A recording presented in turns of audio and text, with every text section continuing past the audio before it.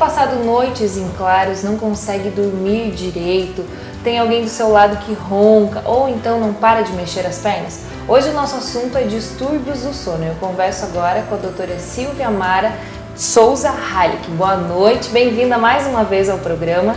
Boa noite, obrigada, Fran. Obrigada pela oportunidade de a gente estar conversando sobre esse assunto, que é um assunto que pega, a população em geral.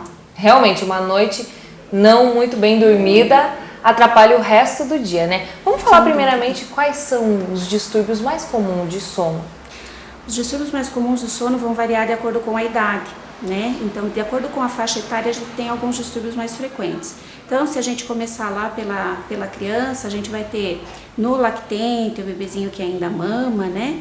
Vai ter a insônia comportamental, que a gente chama aquela que a mãe sofre bastante, né? Porque a mãe não consegue dormir por bastante tempo, até fechar o primeiro ano de vida da criança, né? Por esse tipo de insônia que a gente chama de insônia comportamental, né? Depois, numa faixa etária assim, pré-escolar, 4, 5 aninhos, vem a história do terror noturno, né?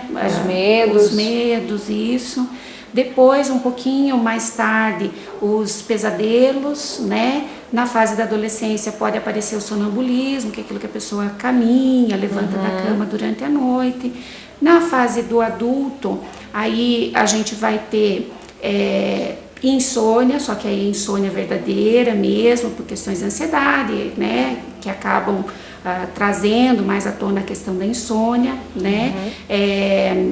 Sono fragmentado, que é aquela pessoa que acorda várias vezes à noite, o ronco, ronco primário, né? E o ronco que é patológico, que geralmente vem associado à apneia do sono, né?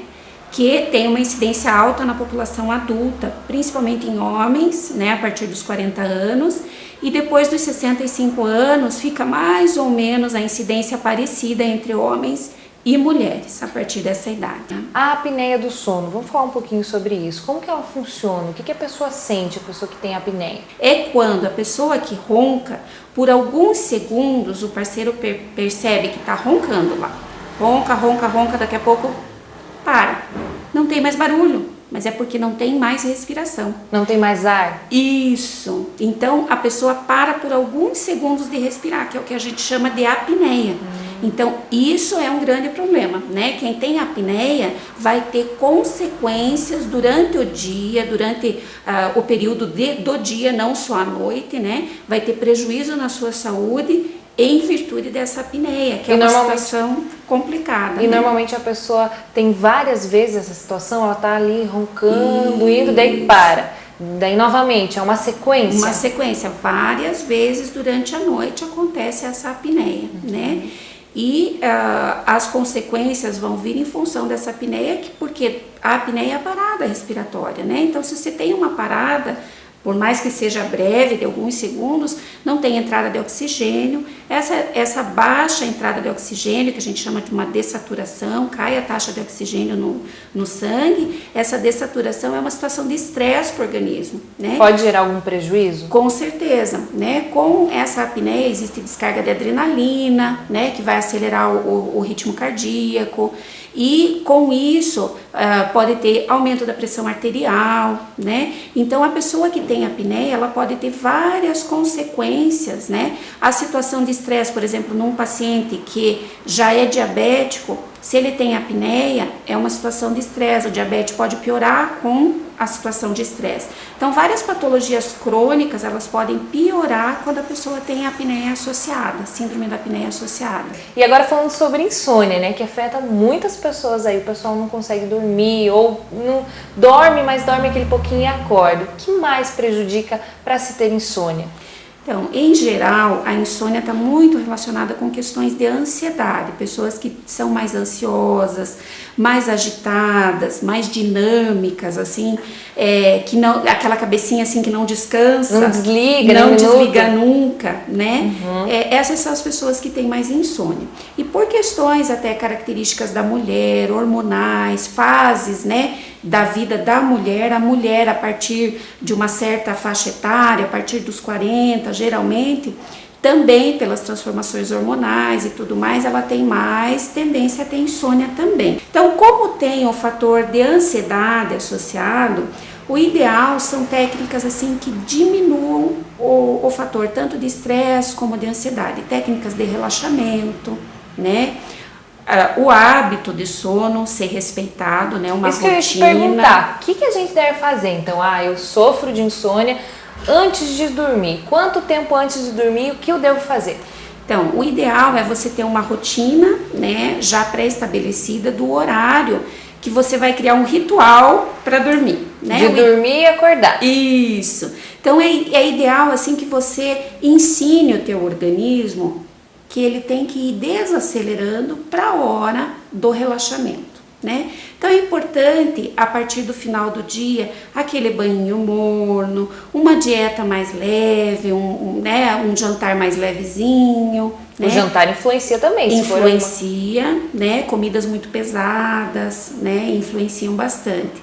Então é ideal você fazer uma alimentação mais leve, evitar atividade física pesada 4 horas pelo menos antes de dormir, né? Porque às vezes você vai lá, faz academia, se exercita um monte, né? Então tá muito acelerado, é difícil de desacelerar depois. Então o pessoal que costuma ir pra academia depois da faculdade, assim, não seria o ideal, né? Não seria o ideal. Porque daí você tá no pique ali, vai demorar pra dormir realmente. Vai demorar pra dormir, né? Pra desacelerar. E pra quem tem insônia, tem que pensar muito mais nessa questão. Tem ideia de também quantas vezes uma pessoa vira na cama por noite?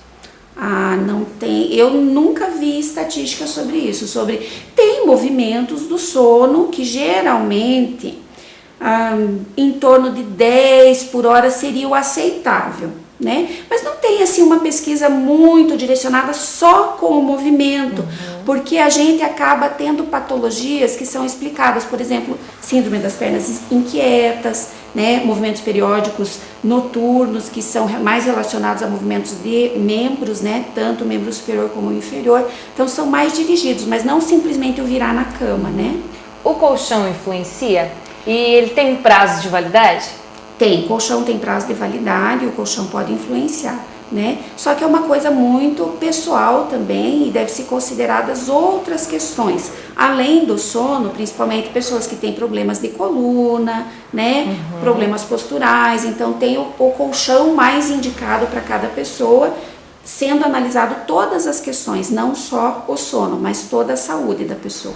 Para que eu me sinta descansada no outro dia, eu tenho que dormir quanto tempo? Um sono regular seria, normalmente dizem que é de 8 horas, mas se dormir menos, eu me sentiria descansada no outro dia? Pode se sentir, porque o sono, existe a individualidade de cada um, né? Então, assim, existe essa média de 8 horas, né? Na média da população, nos trabalhos que foram realizados, se percebeu que dormindo 8 horas, a maioria das pessoas se sente descansada, né? Com sono de boa qualidade, vai ter um dia bom dormindo esse período de 8 horas. Mas existe uma variação, tanto para mais como para menos, né? Então é importante a análise do dia seguinte. Estou bem concentrado, não tenho cefaleia crônica, aquela dor de cabeça todos os dias, né? Não estou acordando mal-humorado, estou me sentindo com o corpo descansado e bem disposto, é sinal de que aquelas horas de sono estão sendo suficientes. Muito obrigada, doutora. Tá, joia, obrigada. Então você fica aí as dicas, né? Deixa o teu quarto escurinho, não acordou bem, tá com dor de cabeça, procura o especialista, né? Vai investigar por que você não anda dormindo bem, porque pode afetar muito a sua saúde. O Ver Melhor de hoje fica por aqui, semana que vem a gente tá de volta.